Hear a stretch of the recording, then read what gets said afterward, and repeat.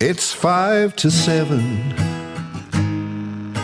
He looked to the heavens when he heard the engines hum.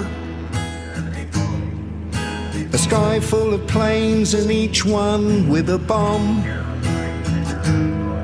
And they're gonna wanna drop them on someone. It's 5 to 7. Well, hello and greetings. Welcome to another edition of Islands at War with myself, Keith Bengali, and also with Nick Lahire. Sorry for the bunged up. You can probably detect the bunged up sound. I've succumbed to the lurgy.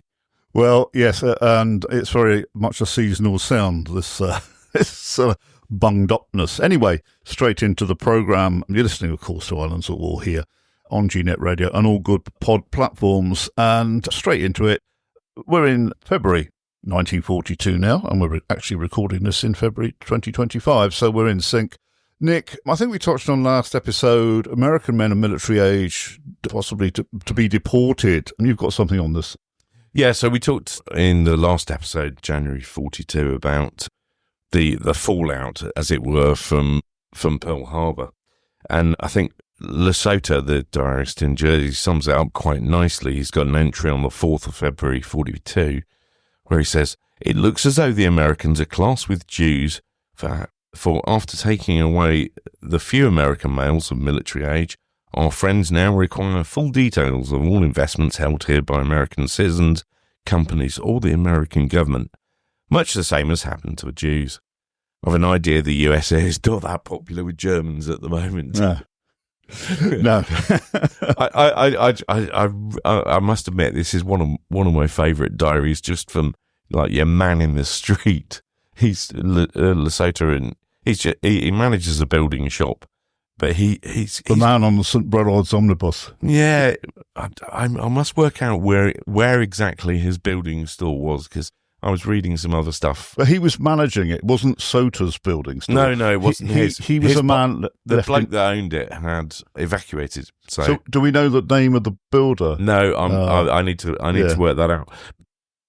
I know it was down a fairly small street, because I was reading some of his entries this week, but I don't know exactly where. I haven't worked that out yet. But it did puzzle me, because he says in his diary in February 42, I think the only reason the Germans haven't taken over my builder's yard is because it's down quite a narrow street. But you'll remember, Keith, we talked about the fact he hid a crane and three concrete mixers and then promptly managed to move them across St. Helier. So, well, I'll get to the bottom of this. Yeah, well, if our friends in Jersey can throw any light on it. I've got a couple of friends in Jersey that I might ring up and just say, do you know where this was? But we'll come back to him later on in this episode. But I just love some of the stuff that he puts in his diary. It's some of it's slightly more light-hearted, or puts a light-hearted spin on the fact that life's a bit crappy. And I just think it's actually, it's probably what you would have been doing in real life. Yeah, well, he's got quite a wry tone, hasn't he? He has, and he's not averse to being a bit naughty from time to time with a little bit of black market activity or whatever. If it's just like, well, it brings it. I know, by bringing in the diarist into these the bedrock of the episodes, he certainly has a voice. Long may he diary. What else have you got there? Well, we talked about the Jews there, and I think now is probably an important time to be talking about this. If you're listening to the podcast right now in February 2025, we're talking about February 1942. We've just had a few days ago Holocaust Memorial Day, so I did put a social media tweet out earlier on in the week saying that Keith and I were getting ready to talk about some stuff for February 42, but some of it's a bit difficult. Yeah. I think that's a fair way of putting it. So, yeah, we've talked a little bit before about what happened with Jewish people in the Channel Islands, and there'll be much more to come about that later on. Yeah, I think Jersey was slightly different because they had established businesses. Yes. In fact, I remember the names, certainly on Channel Television in the 1960s, Krzyzewski, I think, is one. So Jewish people in the Channel Islands, certainly more so, a bigger presence in, a more generational presence in Jersey. The unfortunate ladies that were here in Guernsey were working at hospitality and nannies. I think there was one just only as half a mile as the crow flies from where we're recording. And I didn't actually make the service. You and I were doing a media thing beforehand. We were, and we had that media thing beforehand, and I had a very badly timed meeting at work. So, but unfortunately, I couldn't change it. But I do normally go along. Yes, yes. I was heartened to hear that there were even more people than normal. Yes. Given that it was blowing a howling gale and the weather was just generally horrible. Yes, and if anybody wished to pay their own tribute or simply want to know where the plaque is, it's situated down at the White Rock near our Liberation. In fact, I took some photographs of the memorials down there last weekend, so I'll tweet those out on our social media, and I'll put it on Facebook as well. Does Jersey have a memorial? Yes. And there's the Hammond Memorial up in Alderney as well. Yeah, so presumably in St Helier. Anyway, yep. Okay. Any more on that? Yeah. So it's interesting, Keith, that you mentioned that things were a little bit different between Jersey and Guernsey, and they were from the government perspective as well. So it's quite a tricky subject in terms of who do you believe in terms of what they thought was going to happen. So in Guernsey, there is a widely held belief that the government here thought, well, pretty much all of the Jewish people are gone, so let's pick our battles. If we've got to fight a fight, we'll probably not fight it on this because the Germans will just make their own list, etc. The Germans had decided by February 1942 they were going to make Jewish people wear the star. Rather chillingly, I was in two minds whether I was going to say this, but I am going to say it. So Goebbels at the time wrote in his diary, "This riffraff that must be eliminated and destroyed." He wrote that on 18th of February 1942, and it's just clearly terrible. So the government here broadly in Guernsey thought, pick your battles. We think everyone's gone. I'm fairly certain that I agree that most of them, as certain as you can be sitting here 80 years later, well, over 80 years later at this point in time, that, they were fairly certain that there was only going to be one outcome, that the Germans would make their own list and it would just make life more difficult for everybody else. So they didn't really pick a fight on this. Now, what is slightly controversial, and I don't know if it's just bad timing or whatever, and this is not to say anything against Freemasonry or anything like that, but they were also battling with the Germans about Freemasonry at the time as well. So it had been banned, but the Germans were basically trying to take all the artifacts and things like that. And some people view it that they put up a bit more of a fight over that than the Jews. But as I've said numerous times when we've talked about things, basically, they knew that they needed to pick their battles. There are some battles that are worth fighting with the Germans, and there are some that are not. The Freemasonry thing was all around. They were trying to take all the paraphernalia and the important stuff from Masonic temples and stuff like that. I don't know any more than that. So, as it happens, a lot of that got hidden away beforehand. Now, Jersey took a different approach, and I believe that is for exactly the reason that you just mentioned. There are a lot more Jewish people there. It was, they were running lots of businesses. They were very aware that these people, needed to be looked after. That said, in Guernsey, the Jurat Abraham Lenne stood up. He was not willing to vote for this measure being put through. He was a lone voice, I think, in that respect, or certainly in public. So, okay, Abraham Lenne. So, what position did he have within our? He was a Jurat. Okay, so that's not part of the government per se. He is an adjunct to the government. Yeah. His name Abraham. Do we? No, he wasn't Jewish. No, he may well have had some Jewish relative somewhere in the family tree, maybe. But he didn't suffer any reprisals from No, we know. No. He just said with all good conscience, I can't vote for this. No. So in Jersey, they put up a bit more of a fight about it. Now, this was I mentioned we've talked about this before. This was the 8th Jewish order that was put out. Yeah. So, we're not on our first radio here. And there were other, the government in Guernsey did stand up to them more earlier on as well. And I think you're probably being a little bit ground down in terms of these things. Well, the other thing I think that bears mention is that our governments, certainly here in Guernsey and presumably the same in Jersey, were slim right down in terms of personnel. You only had a few people making decisions, and possibly then that shows that if you've got the right people in a small government, they can stand up in this case to the Germans, but make decisions a lot more nimbly, shall we say. I've just remembered something actually that I should have said as well when we were talking about Lene being a lone voice, standing alone talking about this. Ambrose Sherwell felt the same, but didn't say. At the time. One would expect Sherwell to have a similar view, a humanitarian view, yeah. Yeah, Sherwell's only comment was no purpose would be served in advising the Royal Court to refuse to register this law. If I had, presumably the Germans would have threatened the Royal Court by marching in with armed soldiers.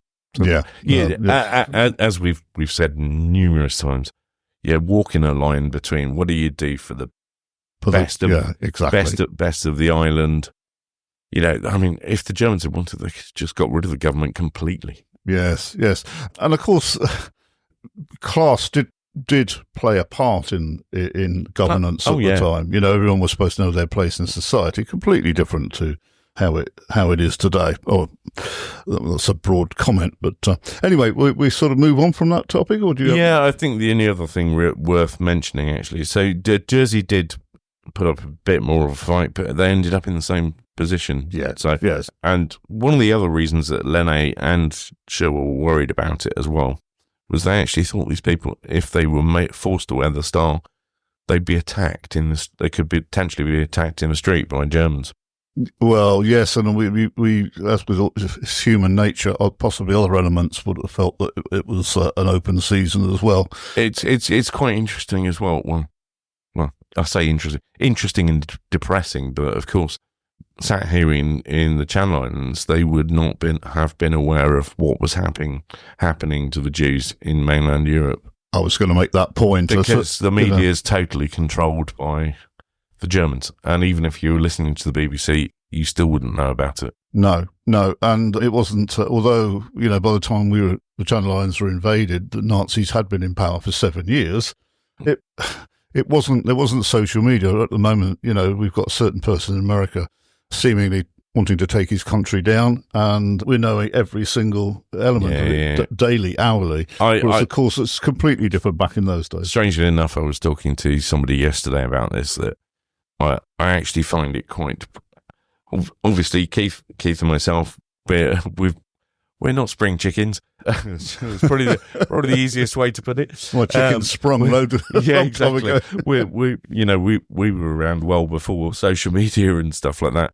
I was talking to a much younger person yesterday, and I was actually saying to them, this terrible crash in America with the helicopter that hit the airliner the other day. I turned on my work laptop, and it automatically fires up an internet browser, and because everything's on the internet these days in terms of cloud storage and stuff like that, and it fires it up with the news page, and the first thing I saw was video of that awful event. And I have a real problem with that, because if you're a relative or in some way connected with that, the last thing you want to see is rolling news media shoving that on there. Now, we used to get that a little bit on the telly, but again, that wasn't until really the 90s with and not everyone had a phone in the pocket. Anyway, I digress, but I just think that's an awful thing. So we have to remember that. My point really was, we have to remember that life is a lot different in terms of what you know now compared to what you would have known in 1942 Guernsey. Yeah, I think at one time, I think we'd have gone looking for the news. Not the worst, from my point of view, I try to hide from it most of the time. Anyway, we move on? Yeah, absolutely. Okay, so we usually talk about food or lack of here. It's a way of people... This one's quite exciting. Yeah, venting or bemoaning their lot. But here, the government, this is based in Guernsey, the government, States of Guernsey, announced that, and this amazed me, they announced that a pound of tangerines and 2 oranges will be issued to each child born after the 18th of February 1927. So my father would have had tangerines and oranges, and I seem to remember him saying he never saw fruit, or maybe it was my mother, but these items were still coming into the island in quantity to be able to sort of send out to children. Yeah. I mean, there's just several people have told me that they've experienced this story in terms of come a few weeks after liberation, and young children were making themselves ill because they were trying to eat bananas without taking the skin off because they'd never seen one before. Yes, my mother said something similar to that when because she was, as I mentioned before, she was in London throughout the war. In February 1942, the Guernsey Press published information on how to turn unused ground into cultivation. And several people, it seems, came forward and took allotments on, but it was really back-breaking work because this was unused ground. There were roots and all of that, to do it all by hand. And, of course, difficult work when constantly hungry. But I think people did get into this growing your own food out of desperation, if nothing else. Well, yeah, that, and there was a slightly more menacing aspect to it in terms of you could be prosecuted if you had some land that you weren't using like this. Yeah, so people forced to work on the land. And then, this is an odd one, our Reverend Ord took a phone call from a vet advising him that the vet knew of a horse that was going to be put down, and advising Ord to go and get some horse meat. It was perfectly safe to eat. As we know, our continental cousins, horse meat is often on the menu. Oh, yeah, absolutely. But to get a phone call from a vet and say, go down and fill your boots sort of thing. Ord, I don't think actually said whether he did it or not. I'm not sure it would have even been rationed either, because no, that's why go and get as much horse as you can. I must check that out actually. If horse meat was rationed, it probably fell under the entire rationing of meat, full stop. But so if Ord had gone and got it, he probably would have been breaking the rules. But yeah, I don't think he comments on whether he did or not. Maybe that's why he doesn't comment. Just saying. Yeah. Lee said best man did. Yeah. Maybe he did get it and didn't tell his wife. Too late now. All our diarists and the newspapers at the time were reporting that February of that year was very, very cold with sleet and snow. And of course, here we are all these years later. And if we're going to get a cold snap, this is the time we would expect it. Yeah, bit of a harsh winter then. I was down on the Albert Pier day before yesterday. And I'd been walking through town, but quite nice, sunny day, made up for Wednesday's monsoon. And then I got on the Albert Pier, and it's like, flipping heck, it's a bit breezy down here. It was blowing south to north and a little bit nippy. So yeah, we are having a bit of a cold snap now. But yeah, it seems like February 42 was pretty cold. And Winterflood. Herbert Winterflood, who I remember, he writes about vermin control was becoming problematic. Lack of supplies of poison were awaited from France, and all this poison failed to show up. And islanders were asked to assist with rodent control, and threepence was offered. 3 old p, 1p now roughly, was offered for each tail provided. To give you some sort of perspective on this, in 1940, 9,506 had been produced and paid for at a rate of, the government had paid out in 1940, £396. Now, I looked up on the Bank of England calculator how much, and I had to do this twice to make sure. The government had paid out £18,800 in value, in today's terms. That's your on rat's tails. That's your new favourite website since I told you about that, isn't it? Yeah. We touched on this before we came on air, and you seem to think that possibly the production of rat's tails now might give you a bounty. I don't. Rings a bell. I don't know if it still does now, but I'm fairly certain I remember in the 80s, maybe the 90s. I don't know. I must admit, I should have just phoned up. One of my friends is a constable. And I know a couple of do's and e's as well. I should have rung them up. I've got a rat's tail wish, I take it. And just ask them if that's still the case. Because they are still a problem, because we don't have any natural predators for them, really, or very few natural predators for them in the islands compared to what you'd have elsewhere. Well, it's not too many weeks ago when we were recording an episode when a little chap wandered past us. It was a mouse, not a rat. Yeah, and I saw it before you saw it. Yeah, and I was Nigel. Thinking, I hope Nick doesn't freak out when he sees it. No, that he looked quite harmless-ish. Well, he is now, because he's an ex-rodent. An ex-hamster. Yeah. to quote. Yeah. Quote faulty. Yeah, we had other visitors to the studio, and one of them pointed out very calmly that there was a dead mouse underneath the mixing desk, so he was ejected. Okay, talking of things that still might be with us, Birtles Cleaners in the Grange was urging people not to discard old clothes and give the firm the opportunity to inspect the garments. They say, it is surprising what our tailoring department can do in repairs and renovations. You think that they still exist? Yeah, they do. They're part of Harrismith Barlow, I think. So, yeah, I think it might actually be the only dry cleaners on the island. I certainly remember Birtles being on the bridge until relatively recently. Then it was 19, the bridge. Yeah. And then it became 19, which was the sort of collectibles shop, which has now moved down to Cobo for anybody. If you're listening and you don't know where any of these places are, I apologise. But it moved down to Cobo. And then it's now a wine shop called Black Sable. Right, because if they did exist, jolly good. Yeah. If Birtles did exist, I could go in and say my grandmother brought a coat in. In 1942. In 1942. To be fixed. And here's the ticket, and they come back 2 minutes later and say, yes, it'll be ready tomorrow. Yeah, possibly. So, yeah, I remember Birtles very well. I mean, most people who live in Guernsey will remember them. Okay. Yeah, that's a symptom of the make doing men, because you couldn't get new stuff. As opposed to this thing where you just chuck everything away. Well, yeah, exactly. And let's face it, a lot of stuff was made to last in those days. It wasn't fast fashion or anything like that. Yes. In 1942, the birch was still available as punishment for young offenders. This did not deter a 13-year-old after being birched twice for various offences. He was before the court again for stealing cigarettes and other items from a house occupied by Germans. Had he been older, the Germans would have dealt with him themselves. It was eventually decided to send the youth to an institution in Jersey until he was 16. When hearing this, he burst into tears. Yeah, that's quite an interesting one, isn't it?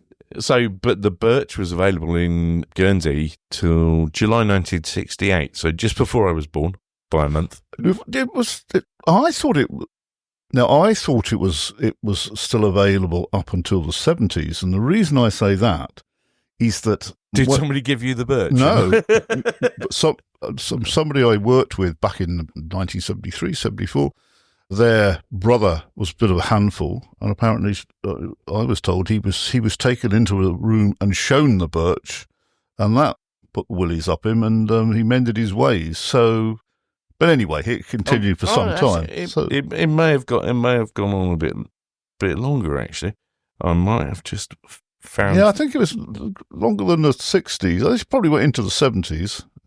But it is. Anyway, yeah, it is no more. Yeah, it is no more. But what I find a little bit strange is that you do see these reports of teenagers that have been misbehaving, getting taken off to Jersey as part of their punishment. I've yet to find one where it says, "Well, send him to Guernsey from Jersey." So no. I must go and have a better look for that. I must confess, but it's not something that I've come across. But I have come across, people being sent to Jersey as part of their punishment if you're a teenager or whatever. Yeah. Yes. Well, be careful what you turn up there. So, well, I'll have a look. Okay, stealing of food had increased, and one victim lost 4 pigs that were slaughtered on his premises. I can only assume this was a farmer. Imagine going out the next day and finding this gore and all sorts. Yeah, well, and of course the actual pigs themselves would have been long gone. Now, this is kind of a recurrent theme. In Lesotho, one of the diarists from Jersey talks about this. And there are other diarists that talk about this. So this is a pan-island problem. And it just shows what's happening. Lesotho talks about, people, shops in St Helier having to board their windows up because if they don't have shutters, because people are throwing bottles through the windows just to steal, a couple of cigarettes. Well, so the reason being, the impetus being to thieve, not this is just not rowdiness. No, because Lesotho says, even a thief would have been embarrassed by what they were, a pre-war thief would have been embarrassed by what they were doing. But it was getting like that. Now, I will say at this point, most of the people that were throwing bottles through windows in St Helier were Germans or related to. Yeah. It was generally not the local population. It definitely wasn't. I'm not saying none of the local population were getting up to that sort of stuff, but it was predominantly either Germans or German related, and this is 2 years before the hunger winter. So yeah, and it's in the same thing is going on in Guernsey. Well, yes, we got this instance here in St Peter Port. Thieves entered 2 bakeries, and they're long gone, but we're going to name them because people may remember them. Sam Cherry's Bakery at Elm Grove, and Butler and Longley, or Langlois in Jersey, but Butler and Longley in Victoria Avenue in St Peter Port. And in each instance, a considerable amount of bread was taken, and it seems that the thieves broke windows and with long poles with spikes on the end, speared the bread on the shelves and drew it out of the broken windows. I mean, that's a hell of a lot of planning, isn't it? Yeah. That's sort of the bread gang. And then another one, it sounds like something out of Mission Impossible. In another instance, a delivery van that had been left unattended had a hole cut in the roof and meat withdrawn from the hole. I'm not being funny, but how the hell do you do that when there's basically for every 3 people there's a German soldier? Yeah, you can't open up a vehicle with a can opener, can you? No, it must have been it must have been parked somewhere fairly deliberately out of the way, maybe. Yeah. I don't know, but you're going to make quite a bit of noise, aren't you? Yeah, you haven't seen anything in the newspaper about that particular instance? No, I haven't. No. Yeah. I must have another look. I made a new friend yesterday who might have access to a lot more stuff that we might be interested in. So, very good. That's what we'd like to hear. Related to the people that we spoke to earlier in the week, Keith. Oh, okay. We might have had a conversation over a beer last night about looking at some old material that might be available. Say no more. We can tell me after we've gone off air, and we do a reveal in a future episode. Staying with the Reverend Ord commenting on the amount of people passing away, thus increasing his workload due to the amount of funerals that he's holding. We talked about that last month, didn't we? And the fact that it was pretty difficult to get a coffin. Yeah, and that was Sauvery. But yes, Sauvery actually returned to that subject in February. I didn't build it into our script, but yeah, that was an increasing problem, and very sadly, suicides by gassing. People simply putting their head in the oven, just couldn't take it anymore. I mean, you know, it must have been so difficult for some people. Well, it was difficult for everybody, but on varying levels, it must have been so difficult for some people. You know, if you were here on your own, all of your family had gone. You're almost 18 months into occupation, 19 months into occupation. It must have been quite depressing. And it's, I just think it's... Well, the other thing, of course, is that there conceivably could have been people that, weren't even getting Red Cross messages. And people talk about, not passing judgment, but talk about the state of their mental health now. I mean, just imagine. Yeah, what it is. and nobody that would appreciate the impact that it was having on you, other than he's a bit down this week or whatever. Well, yeah, I mean, and the effects of malnutrition and exacerbate this. Yeah, and isolation, both from your family that are evacuated, and if you live out Torterville somewhere, you're not coming to town, you're potentially not seeing a lot of people. No, I just think it's awful. We talk about the diaries, and I've mentioned Sauvary's diary, and Sauvary's diary is a really, really interesting diary for the minutiae of life. Not much, there's not a huge amount that can be extracted and brought into our scripts, but he writes his diary to his daughter as if she's in the room. Mm. And that must have been a great comfort to him. It is very homespun. If you see a copy, it's well worth picking up and reading. It's nothing particularly monumental, but it's just the everyday ebb and flow of life. He's trying to keep his spirits up. He'd lost his wife prior to the occupation, so he'd already had that body blow, and his family were in the UK or possibly even serving abroad. He didn't know. But it would have been a way for him. He was running a business and he was also a dedicated churchman. But it would have been a way of him talking to the person in the next room almost. And this is perhaps, Nick, an interesting link to why there may be so many occupation diaries out there.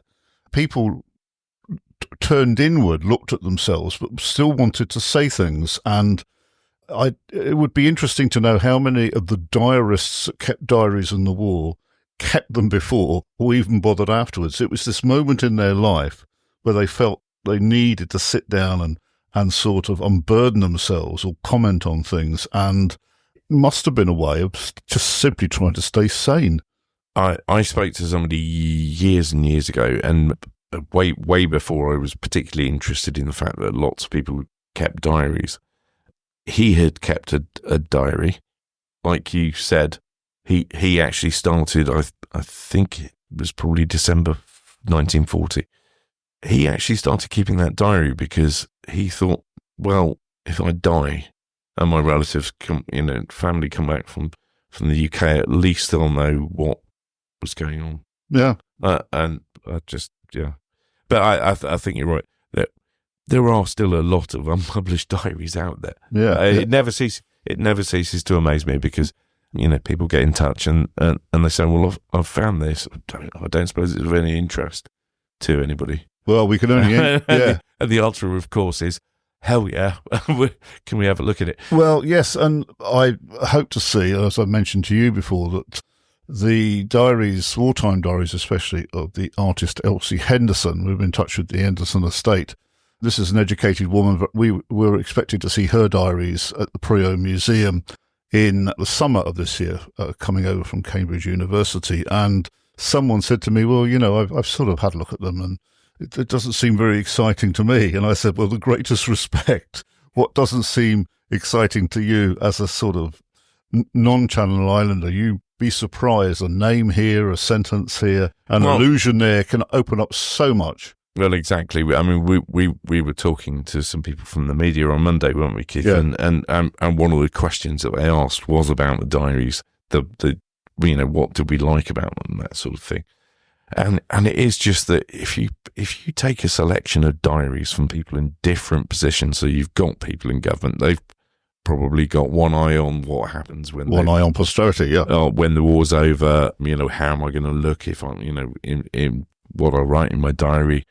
You've got people, sort of somewhere in the middle who, may not write down some stuff because they don't want people to, they don't want it there as, I don't know, evidence against them, all that sort of stuff. And then you've just got your man in the street or your woman in the street who just wants to keep a note of what was going on. Yes, I mean, I notice in Violet Carey's diary, she's quite outspoken about people at times, and she seems to have a char lady called Mrs. Major that she keeps castigating this poor woman, who does seem to be a little bit dotty. And I've got a horrible feeling I might be related to this. I'm closing in on her. That's really quite funny. Yeah. More on that anon. I also, mentioning Violet Carey, who lived out near the airport, near the Forest Church, and also started to mine the diary of Ruth Ozanne. And because Ruth Ozanne was, we have touched on this before, she was related to the ex-Reverend William Ozanne, who possibly died in my house whilst it was a sort of hospice during the war. We're a cheerful bunch this episode, aren't we? Yes, a sign of the times. And both Violet and Ruth comment, Nick, on the huge number of foreign persons in St. Peter Port, Spanish, French, Algerian, there seemed to be an enormous amount of people. They said absolutely all over the place in St. Peter Port. And I think this... Well, my question to you before we came on air was, where on earth, when they arrived, where did they live? Where did they put all these people? Yeah, to start off with, a lot of them were just put into houses that had been taken over. But later on, there were camps, obviously. Yeah. And were they all workers? They were brought. Oh yeah. They would for organisation, Todd, and so on. They wouldn't be bringing them here for any other reason. And were these conscripted people, or were they sort of signing up to work abroad, or they just been rounded up as mixture? Yeah. So a lot of the Spanish were ex-republicans. Republicans that the French Vichy government had in captivity in the South of France. They gave them to the Germans as a present, as it were. Yes, which is just an awful thought. I mean the Spanish Civil War is something that's always fascinated me as a subject, and in fact my grandfather remembers going to Bilbao.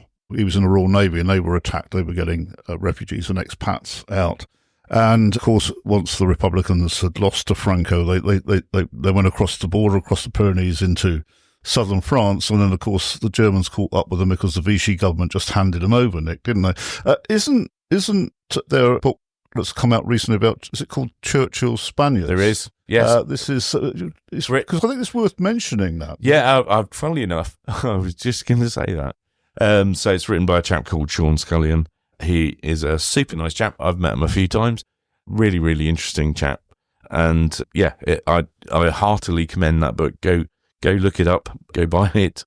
It's called Churchill's Spaniards, and it deals with the Spaniards that came and fought for the Allies. Yes, because what happened to the Spaniards in captivity and ones that remain free, it hasn't got a direct input into the Channel Islands, insofar that his book doesn't, I don't think, bring the Channel Islands into it, but it's always worth knowing about why there were Spanish people here, because I think there are some people here that I remember working with one chap, and he said to me his family couldn't go to Spain until Franco had died in the 70s. Yeah. So there are descendants of people that from the Spanish people that were here, forced to be here during the Second World War. So, Sean's book is fascinating. It deals with all of those.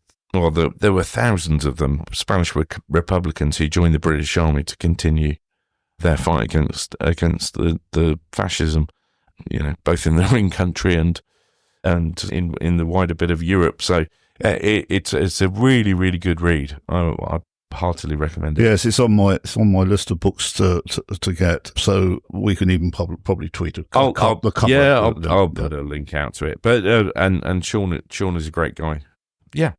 Okay, and these people, Nick, there were understandably fears of epidemics, I suppose. Typhus, I think, was a big fear. Yeah, yeah. I mean, and again, this kind of ties into. I was reading this about the epidemic fears and things like that, and it kind of ties back to I was listening to Al Murray and James Holland on the We Have Ways pod this week. They did because it's Holocaust Memorial Day was this week. They did a bit about the liberation of Auschwitz as well, which was also the anniversary, the 80th anniversary of that was this week, and the various other ones. There's been some great stuff with Alina and Claire Murray and various other historians. If you follow my Twitter feed, you'll know who these people are. But they were talking, particularly James and Al were talking about how people were, when they were taken to the camps, it was supposedly they were being made to to strip out their clothes and stuff, because it was around, we're trying to stop lice and stuff like that. Now, this was a different situation, but this was genuinely trying to stop lice. And you could actually, the medical officer of health here could actually, if you were infested with lice, could actually get you taken into custody and treated, basically. Forcibly. Forcibly, yeah. Deloused. Yeah, yes. Deloused, basically, because they were. And we talked about, I can't remember if it was like January 42 or December 42, there was an outbreak of typhus. Yeah, and the other thing is, what came in with these people is, I remember my grandparents talking in sort of muffled tones about the green shutters. There were brothels set up in St. Peterborough, weren't there? Yeah, we've talked about these briefly in the past, but now's a good time to mention it. I remarked to you earlier that I thought it was quite funny that on Valentine's Day 1942, Philip Lesotho wrote in his diary, February 14th brings the end of week 85 and the importation and ensconcing in the Hotel Victor Hugo for the benefit of the troops, a number of ladies of easy virtue. There were also tales of a lorry loaded with troops which went over the cliffs at Bonwy with satisfactory results. Yeah, that was a tale. It never really happened. I don't know. I don't know about the Bonwy thing. I've not seen anything that proves that. But I just thought it was funny that Valentine's Day is when the Germans choose to set up a brothel in Jersey. The ladies were all brought in from France predominantly. Yeah, either willingly or unwillingly. Yeah, but these were for the military. But was there also other brothels for the organisation Todd, or was it just to coin a phrase? No, and unfortunately, so you had these brothels that were set up for the military. Organisation Todd personnel were not permitted to avail themselves of these brothels, and sadly, I've read a number of accounts, and one of the accounts that I'm working on for the book, that led to very bad treatment of female people, but the females that came over to come and work here for, ostensibly as a cook or whatever for Organisation Todd. One of the paid workers, not the slave workers, obviously, and they were very badly treated by these Organisation Todd. But you can imagine, these were like fat 50-year-olds, a lot of them, the blokes from Organisation Todd, who just thought these women were fair game, and it's just awful. But one of the escapes that I'm writing about in the book is a lady that basically, her main reason, she came to Guernsey to work for the Germans from France, and one of her main reasons for escaping is that she was basically being harassed by Organisation Todd people. Oh, yeah. The other thing is that on more than one occasion I'd been sort of told that up in St. Martin's, along where the Villiers Road meets the Maret Road, for people that know their Guernsey geography, that there was allegedly a brothel in a house that's long gone. The house is long gone, but the brothel's long gone as well. I was going to say. And that was it's on the main bus route. Opposite there's a hotel along there, I think, called Sunny Dean. I know what you mean. On your left, if you're going out towards the Ecar, and immediately to the right, where there's a small close, there was a house of ill repute there. But this may just be an urban myth, or even a rural myth. Okay, moving on to Winterflood, or coming back to Winterflood, and I think Sota's got something to say about this. God love him. The Germans have started testing coastal guns in late February, and on the 25th of February, civilians living in the path of these guns, or the firing line, had to evacuate between 2 and 5. So the Germans presumably just went along to these houses and said, right, we're going to fire the guns at a certain point, you have to leave. Not quite. What used to happen was they wouldn't do their own dirty work. Basically, the constables of the parish. Oh, I wondered who it was. Yes. Yeah, no, the constables of the parish and the ARP, what had been the ARP warden, and was the ARP warden at various points during the occupation, because the Germans kind of flipped between letting the civilian ARP work and not letting them work. The chap that was in charge of the air raid wardens and whatever. The Island Archives have got his diary. It's great. It's well worth it. Well worth a look. I've got it in there. He ends up with lots of jobs that during the course of the occupation, and in his official book, he records all of those jobs basically. So he'd get told, oh, someone out at Torteville complaining that the house has been damaged by the Germans or whatever. He'd go out and have a look. Or the RAF have just bombed my house along Forest Road. He'd go and assess the damage and write a report, and quite often write a little bit in his diary about it as well. But yeah, so these guys would have to go out, usually the day before, and put up a notice around the parish telling people, but also they'd go and tell some people in person to get a message around. For some reason, the Germans quite liked, and when I was reading this, I thought it's a bit unusual. It's the afternoon. They were very fond of a Thursday morning. Thursday morning was good. It's almost like they liked being organised and having rules.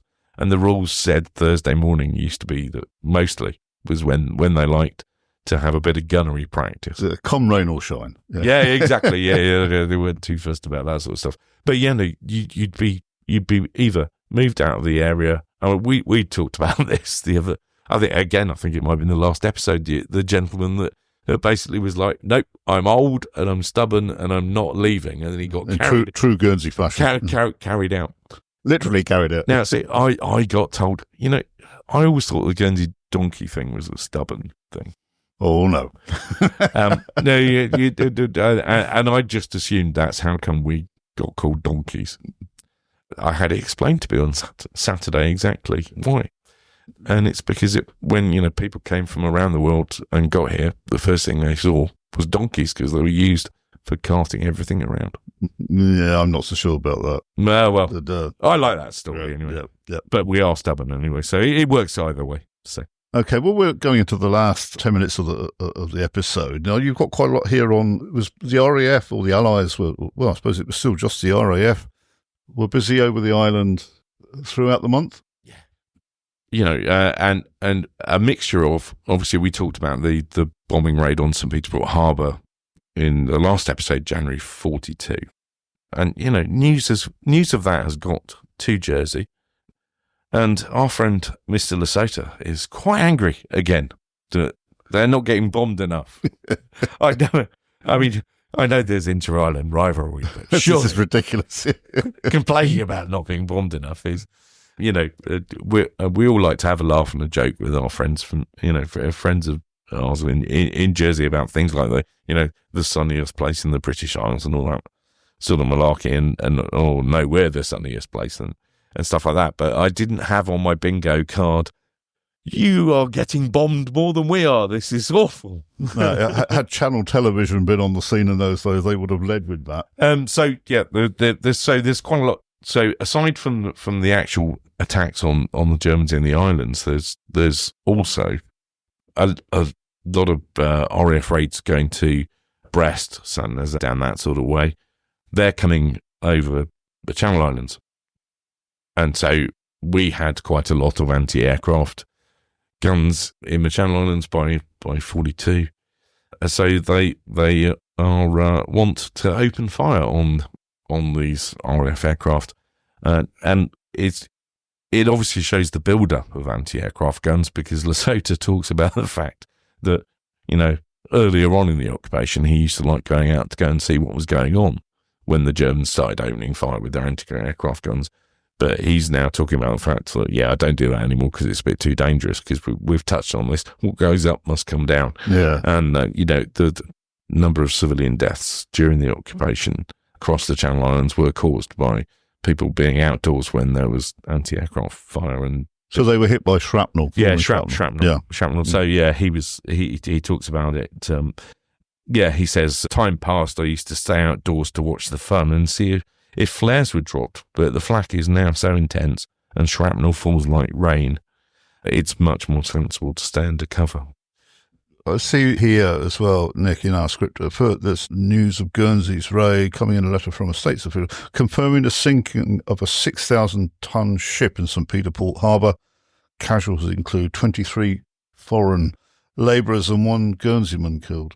Yeah, I actually put, if you follow our Twitter, I at Islands at War, I put a picture out of that yesterday, I think it was, of one of the ships that had been sunk that they were attempting to salvage. So yeah, it was shipping that they were after in those raids.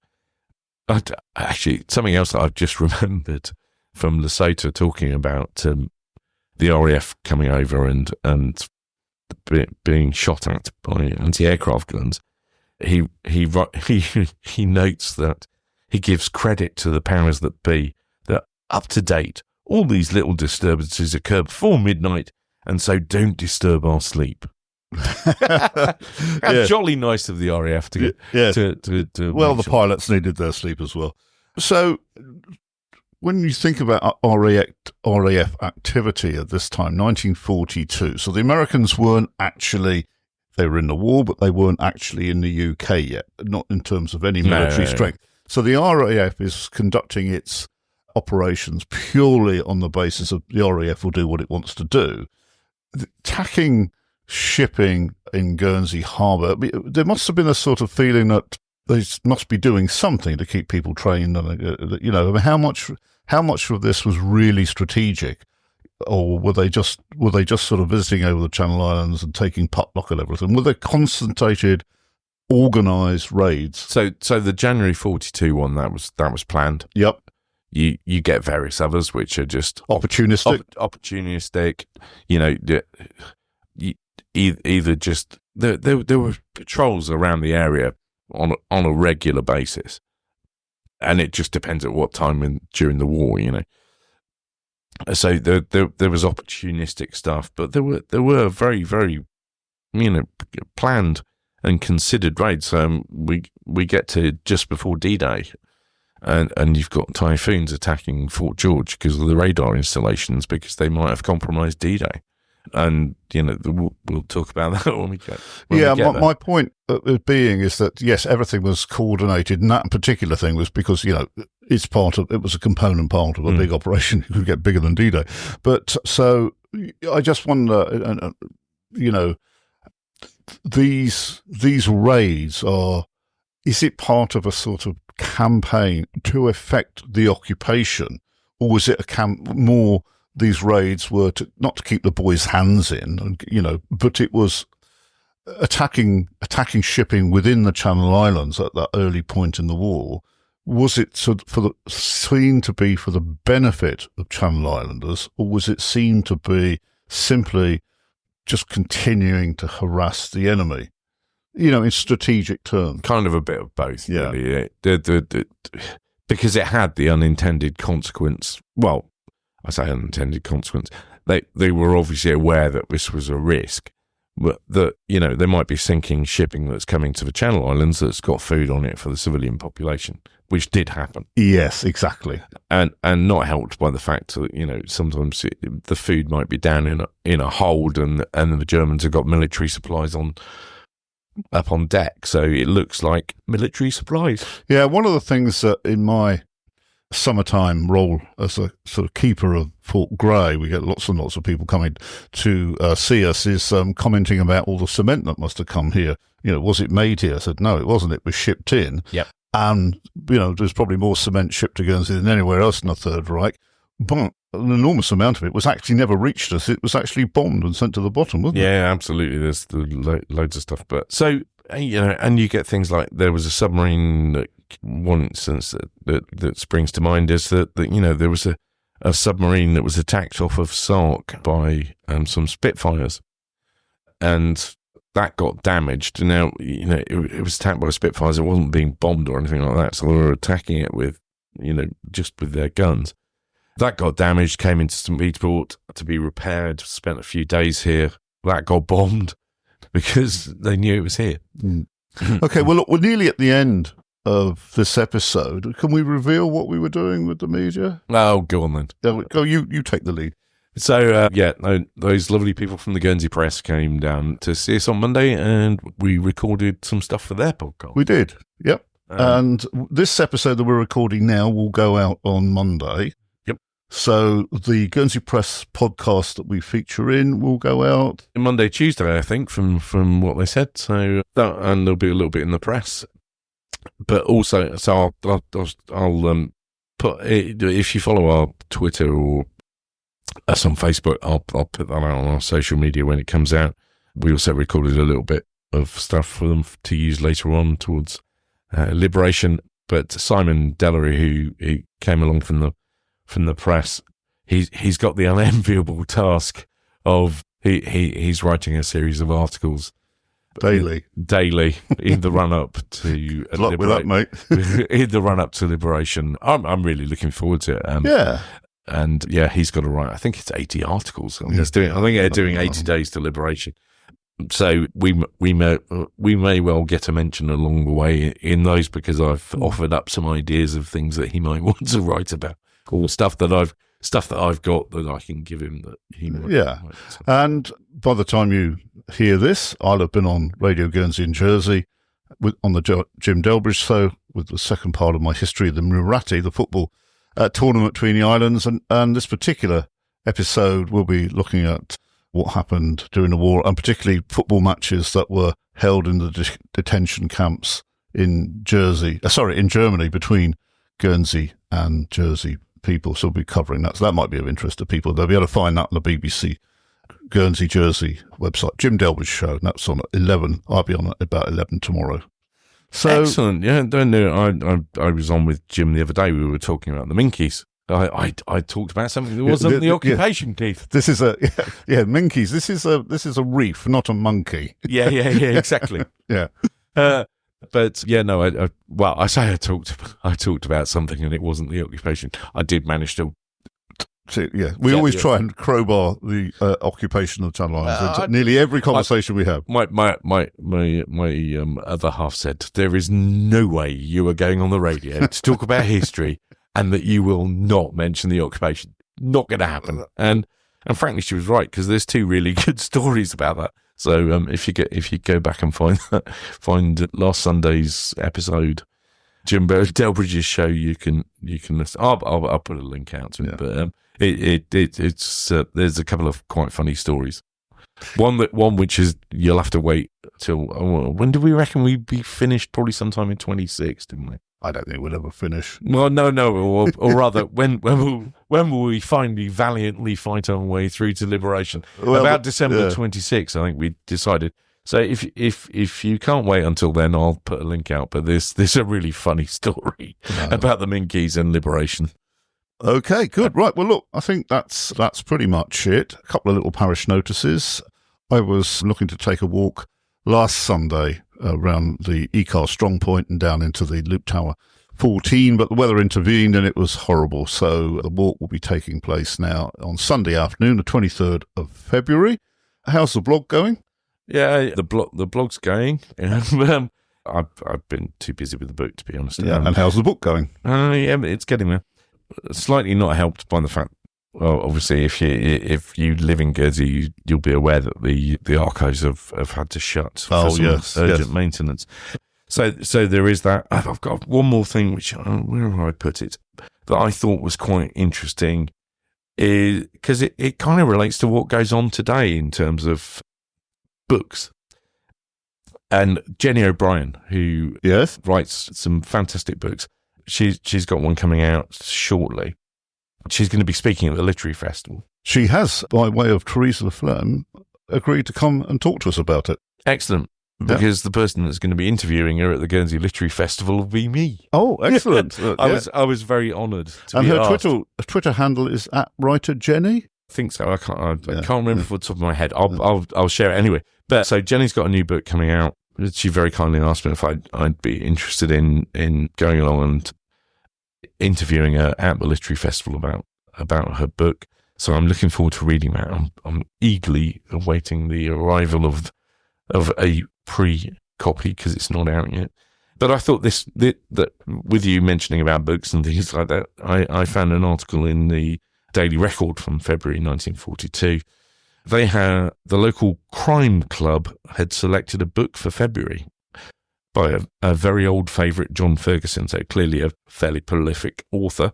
The book was entitled Terror on the Island, which was available from Collins for 7 and 6. Spy pursuit story of the kind which this author tells so racily. The scene, first of all, is a German town before the war, where this Secret Service agent he escapes from Germany with the Gestapo at his heels, and then we get an inventor's daughter thrown in, who happens to reside in Guernsey when the Germans land here, and this valiant chap from the Secret Service attempts to go and rescue her with a couple of chums in a yacht. Yes, very secret. Sorry, Secret Service. I was going to say very ripping yarn is. Yes, I remember those ripping yarn. Yes, yeah. So there we go. I just thought so combined with the fact that Jenny had mentioned about her book coming out in the literary festival and stuff. I thought, oh, well, this is quite good. Excellent. Okay, well we've surpassed our time, and so I think suffice to say that we'll be back in a fortnight. And if you have anything that you wish to communicate to us, you can get hold of us at occupied@gnetradio.com, and Gnet Radio funded and sponsored by Guernsey Arts. And of course, you can pick this podcast up on all good and probably some even less good podcast platforms. And so I think it's goodbye from me. And goodbye from me, Nick. Okay, thank you very much. À la prochaine.